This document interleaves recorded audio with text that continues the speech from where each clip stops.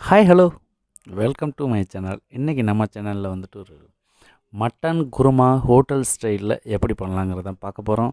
So இந்த video வந்துட்டு உங்களுக்கு ரொம்ப யூஸ்ஃபுல்லாக இருக்குன்னு நினைக்கிறேன். ஸோ இந்த வீடியோவை வந்துட்டு ஸ்கிப் பண்ணாமல் ஃபுல்லாக பாருங்கள். ரொம்ப ஈஸியான ரெசிபி தான் இது. வாங்க வீடியோக்குள்ளே போகலாம். அதுக்கு முன்னாடி நம்ம சேனலுக்கு ஃபஸ்ட் டைம் ஒரு நண்பர்களாக இருந்தால் மறக்காம நம்ம சேனலை சப்ஸ்கிரைப் பண்ணுங்கள். கூட இருக்க பெல் ஐக்கானை கிளிக் பண்ணுங்கள். ஸோ இந்த வீடியோ பிடிச்சிருந்துச்சுன்னா லாஸ்ட்டாக இந்த வீடியோக்கு ஒரு லைக் பண்ணுங்கள். வாங்க இப்போ எப்படி சமைக்கலாங்கிறத பார்க்கலாம். இப்போ வந்து பார்த்திங்கன்னா நம்ம ஒரு 5 கிலோ மட்டன் எடுத்து நம்ம அழகாக அப்படியே வாஷ் பண்ணிவிட்டு நம்ம இப்போ குக்கரில் ஆல்ரெடி பாயில் பண்ணி எடுத்து வச்சுருக்கேன். ஸோ இதுக்கு இப்போ நம்ம குருமா தான் வைக்க போகிறோம், மட்டன் குருமா. ஸோ அதை எப்படி பண்ணலாங்கிறத பார்ப்போம். ஆயில் போட்டாச்சு வழக்கம் போல். ஸோ நம்மளோட இந்தியன் ஸ்பைசஸ் எல்லாமே போட போகிறோம். பட்டை, கிராம்பு, ஏலக்காய் ப்ளஸ்ஸு சோம்பு, பிரியாணி இலை ஆட் பண்ணிவிட்டு அப்படியே போட்டுற வேண்டியதான். ஸோ ஓகே, இப்போ ஆயில் காஞ்சிருச்சு, ஸ்பைசஸ் ஆட் பண்ணியாச்சு.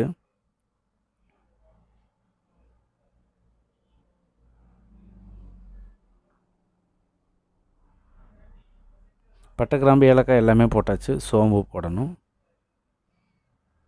ஸோ இப்போ நல்லா காஞ்சிருச்சு. இதுக்கப்புறம் நம்ம சோம்பும் ஆட் பண்ணிக்கலாம்.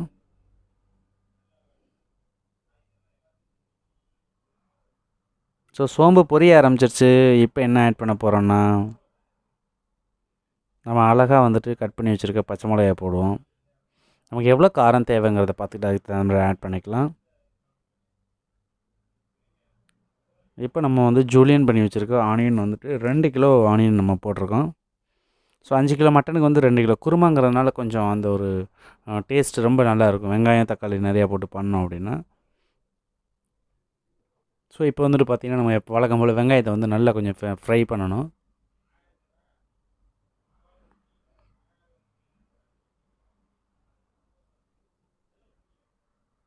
ஸோ இப்போ பார்த்திங்கன்னா நெருக்கி நம்ம வெங்காயம் ஃப்ரை பண்ணியாச்சு.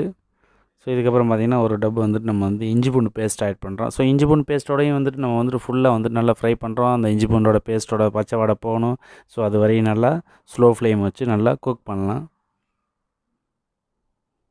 ஏன்னா இஞ்சி பூண்டு பேஸ்ட்டை பொறுத்தவரையும் பார்த்திங்கன்னா அதில் தண்ணி இருக்கும். ஸோ அதனால் நம்ம அரைக்கும் போது நம்ம ஆட் பண்ணுற வாட்டரோடது இருக்கும். அதனால் அந்த தண்ணி வற்றுற வரையும் நம்ம நல்லா கிண்டணும்னா தான் அதோட பச்சை வாசம் போகும். ஸோ இதுக்கப்புறம் நம்ம என்ன ஆட் பண்ண போகிறோம்னா, இஞ்சி பூண்டு பேஸ்ட் ஃப்ரை ஆகிடுச்சு. ஆனியன் நமக்கு நம்ம எதிர்பார்க்குற அளவு அந்த பேஸ்ட் பொசிஷன் வந்துருச்சு. ஸோ இப்போ நம்ம அழகாக ஒரு கிலோ தக்காளி எடுத்து க்ளீன் பண்ணி கட் பண்ணி வச்சுருக்கோம். ஸோ அதை நம்ம இப்போ ஆட் பண்ணியிருக்கோம். இந்த தக்காளியும் நல்லா ஃப்ரை ஆகட்டும். ஃப்ரை மீன்ஸ் என்னென்னா, நல்லா அந்த பேஸ்ட் மாதிரி ஆகிற அளவுக்கு நம்ம அதை குக் பண்ணிக்கலாம். எப்பயுமே பார்த்திங்கன்னா மசாலாவோட டைட்னஸ்க்கு ஆனியன், டொமேட்டோ இது ரெண்டும் நல்லா குக் பண்ணி பேஸ்ட் மாதிரி வரும்போது நம்ம மற்ற இன்க்ரீடியன்ஸ் ஆட் பண்ணோம்னா நமக்கு கிரேவி திக்னஸ் கிடைக்கும். ஸோ இதை வீட்டில் நீங்கள் பண்ணும்போது ரொம்ப பொறுமையாக ஸ்லோ ஃப்ளேம் வச்சு நீங்கள் மெதுவாக அப்படி பண்ணிங்கன்னா தான் உங்களுக்கு அந்த ஒரு குருமா டைப் வரும். ஸோ இப்போ தக்காளி நல்லா ஃப்ரை ஆகிடுச்சு, ஆனியன் நல்லா ஃப்ரை ஆகிடுச்சு. இப்போ பார்த்திங்கன்னா நம்ம சால்ட் ஆட் பண்ணியிருக்கோம். ஸோ சால்ட்டுக்கு அப்புறம் கொஞ்சமாக மஞ்சத்தூள். நான்வெஜ்ஜில் நான் சொல்லியிருக்கேன், என்ன நான்வெஜ் டிஷ் பண்ணிங்கன்னா கூட சீ ஃபுட்டாக இருக்கட்டும், இல்லை மீட் ஐட்டம்ஸாக இருந்தால் எதுவாக இருந்தாலும் நீங்கள் மஞ்சத்தூள் போட்டே பண்ணுங்கள். அது நல்லது, ஆன்டிபயோட்டிக் உடம்புக்கு நல்லது. ஸோ நம்ம மஞ்சத்தூள் போட்டாச்சு. அதுக்கப்புறம் பார்த்திங்கன்னா மிளகாத்தூளும் ஆட் பண்ணியாச்சு நமக்கு தேவையான அளவு. இதுக்கப்புறம் மல்லித்தூள் போடுறோம். நீங்களும் பாருங்கள், இதே ரெசிபி அப்படியே பார்த்து ஃபாலோ பண்ணுங்கள்.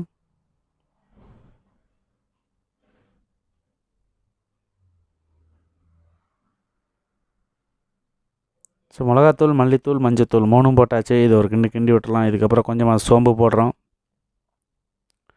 சோம்புக்கு அப்புறம் பார்த்திங்கன்னா நம்ம இதுக்கு பெப்பர் கொஞ்சமாக பவுட்ரு பண்ணி வச்சோம். ஸோ அதை நம்ம பிளாக் பெப்பர் ஆட் பண்ணியிருக்கோம், குருமிளகு. அதுக்கப்புறம் கொஞ்சம் கரம் மசாலா போட்டிருக்கோம். ஒரு நான்வெஜ்னாலே அந்த ஃப்ளேவர் வேணுங்கிறதுக்காக. பட்டை, கிராம்பு நம்ம ஆல்ரெடி பவுட்ரு பண்ணி வச்சுருக்கோம். அந்த வீடியோ யாரும் பார்க்கலன்னா நம்ம சேனலில் ஆல்ரெடி கரம் மசாலாவுக்கு ஒரு வீடியோ இருக்குது. அதை பார்த்தீங்கன்னா இந்த பவுட்ரு எப்படி ரெடி பண்ணுறதுன்னு உங்களுக்கு தெரியும்.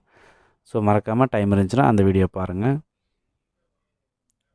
ஸோ மசாலா ஃபுல்லுமே ரெடி ஆகிடுச்சு. நம்ம இதுக்கப்புறம் என்ன பண்ண போகிறோம்னா, இதில் நம்ம ஆல்ரெடி தேங்காய், கொஞ்சமாக பொட்டுக்கடலை, சோம்பு, இது கசகசா, இது 3ஐயும் 4ஐயும் நம்ம அதில் ஒன்றா வச்சு மிக்சியில் ஒரு அரைச்சிருக்கோம். ஸோ அதைத்தான் இப்போ இந்த பேஸ்ட் நம்ம ஆட் பண்ணுறோம். இதை என்னென்னா லாஸ்ட்டில் ஆட் பண்ணக்கூடாது.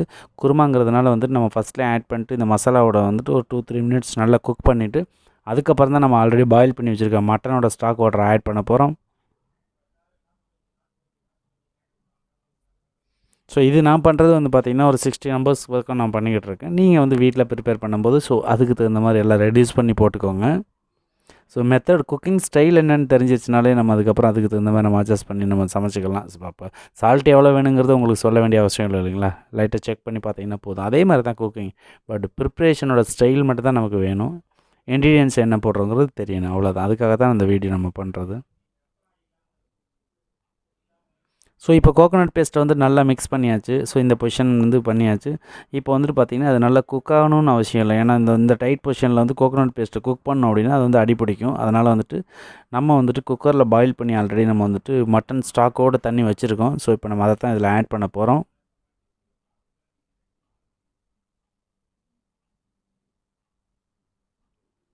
நீங்கள் பார்த்தீங்கனாலே தெரியும் உங்களுக்கு அதில் எவ்வளோ டைட்டாக அந்த இது குக் பண்ணியிருக்கோன்னு சொல்லிட்டு. ஸோ அதனால் வந்து நான் ஒரு 2-3 மினிட்ஸ் ஸ்லோ ஃப்ளேமில் வச்சு விட்டுட்டேன். அதுக்கப்புறம் தான் இப்போ வந்து நான் அந்த மட்டன் ஸ்டாக் வாட்டர் ஆட் பண்ணுறேன். ஸோ நீங்கள் பண்ணும்போது ஸ்லோ ஃப்ளேமில் வச்சு அந்த கோகோனட்டோட பேஸ்ட்டோட அந்த ஃப்ளேவர் கொஞ்சம் போனதுக்கப்புறம் மட்டன் ஆட் பண்ணிங்கன்னா ரொம்ப ஈஸியாக இருக்கும். சீக்கிரமாகவே ரெடி ஆயிரும் நமக்கு கறி.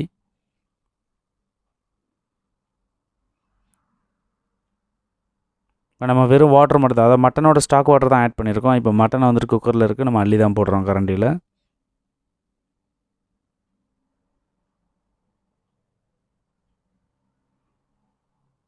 ஸோ இந்த மாதிரி நம்ம குக் பண்ண எல்லா மட்டனையுமே அதில் சேர்த்துடலாம்.